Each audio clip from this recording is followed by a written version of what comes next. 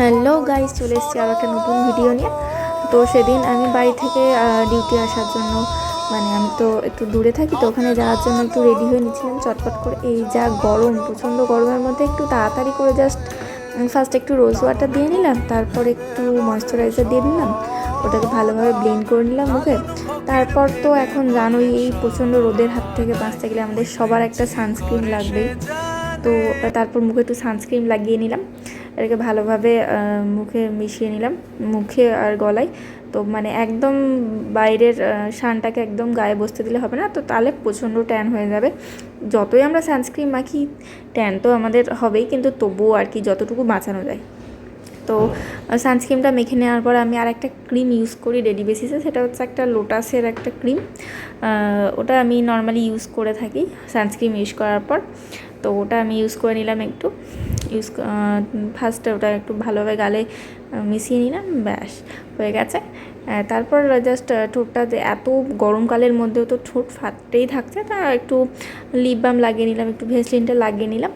তারপরেই আমার যে আইশ্যাডো প্যালেট আছে ওটা দিয়ে আমি ভ্রুটা সেট করে দিয়ে, তো ওটা দিয়ে একটু দুটো ভ্রু ভালোভাবে একটু কাজল দিয়ে একটু সেট করে নিলাম, জাস্ট হালকা নর্মালি আর কি, একটু ইয়ে করার জন্য।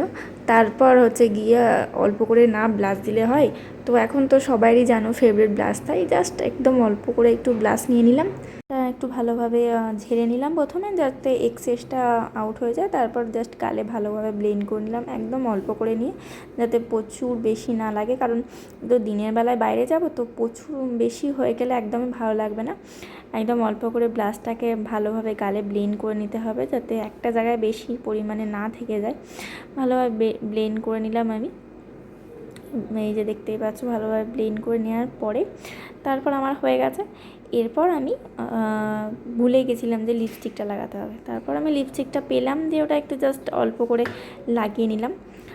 আমি হচ্ছে গিয়ে একটা L18-এর একটা ম্যাট শেড ইউজ করলাম, নামটা আমার মনে পড়ছে না এখন, আমি ভুলে গেছি। যাই হোক, ফার্স্ট একটু লিপস্টিকটা অল্প করে লাগিয়ে নিলাম, দেন এবার এই চুলটা আঁচড়ানোর কথা দিয়ে তারপর হচ্ছে গিয়ে আমি এই ড্রেস দুটো পরলাম, যে দুটো পরে আমি যাব।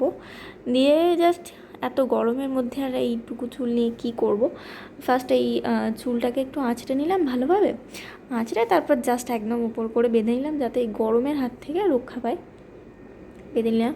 তারপর আমি আসলে অনেক তাড়াহুড়োর মধ্যে ছিলাম, কারণ আমার ট্রেনের টাইম হয়ে গেছিলো। এবার স্টেশনে এসে আমি বসে আছি, এই এত গরমের মধ্যে, মানে প্রচণ্ড গরম ছিল সেদিনের তাপমাত্রা ছিল প্রায় 42 থেকে 44 ডিগ্রির মতো, গোটা মুখ ঢাকা দিয়ে বসেছিলাম। এই দেন তারপর ট্রেন এলো, ট্রেনে আমি উঠে পড়েছি।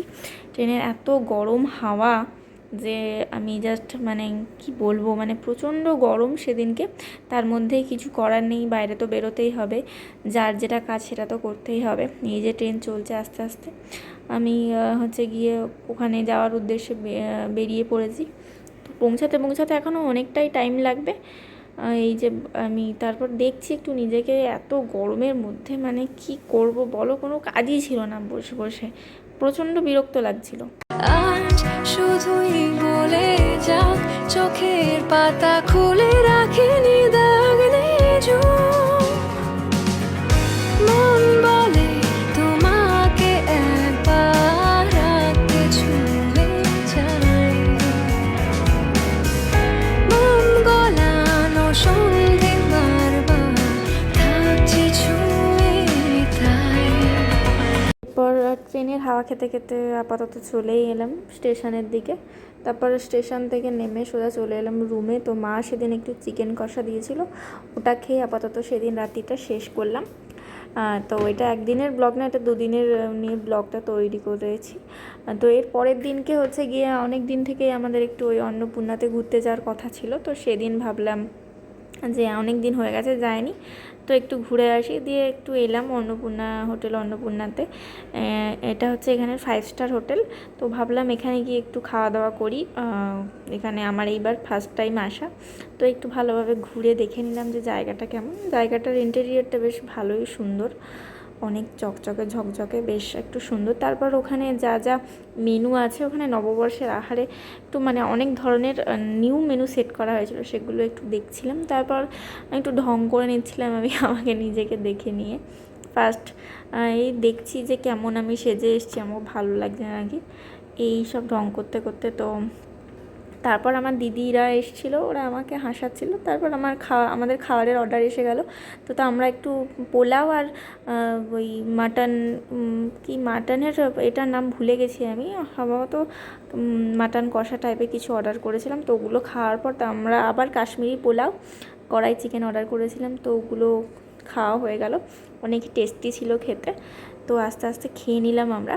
চিকেনের পিসটা দেখছো, চিকেনের পিসটা অনেক সফট ছিল আর টেস্টটাও অনেক সুন্দর ছিল, বেশ ভেরি গুড। তারপর ওখানে একটু ওয়াটারমেলন মজিতো নিয়েছিলাম, ওটা একটু লাস্টে খাচ্ছিলাম বসে বসে, ওটার টেস্টটাও ভালোই ছিল। ওখানে সব খাবার দাবারগুলো মোটামুটি বেশ ভালোই। তারপরেই খাওয়া দাওয়া হয়ে গেছে, আবার একটু নিজেকে দেখছি যে কেমন লাগছে আমাকে। তো পাশের যে দাদাটা ছিল ও আমাকে দেখে হাসছিল, তাই আমিও হেসে ফেলেছিলাম। তারপরেই খাওয়া দাওয়া হয়ে গেছে আমাদের, একটু দেখে ঘুরে নিচ্ছি চারপাশটা কেমন জায়গাটা। আমাদেরকে একটু দেখালাম, জায়গাটা বেশ সুন্দর, চাইলে তোমরাও আসতে পারো। তারপর এই বাইরেটা বেশ ভালোভাবে সুন্দরভাবে সাজানো, ওটাই আমি দেখছিলাম ঘুরে ঘুরে। এই সামনে এই যে হোটেলটা আছে, এখানে একটা সুইমিং পুলও আছে। মানে এই হোটেলটার সাথে খাওয়ার সাথে সাথে ফুডিংয়ের সাথে সাথে লজিংও আছে। তো এখানে যারা যারা এসে থাকতে চায় তারা থাকতেও পারবে, যেহেতু এটা 5 স্টার হোটেল, তাই এখানে রেটটা একটু বেশি। দেন তারপর সব কিছু হয়ে গেল, আমরা একটু ফটো টটো তুলছিলাম, ফটো তুলে নিলাম। Thanks for watching.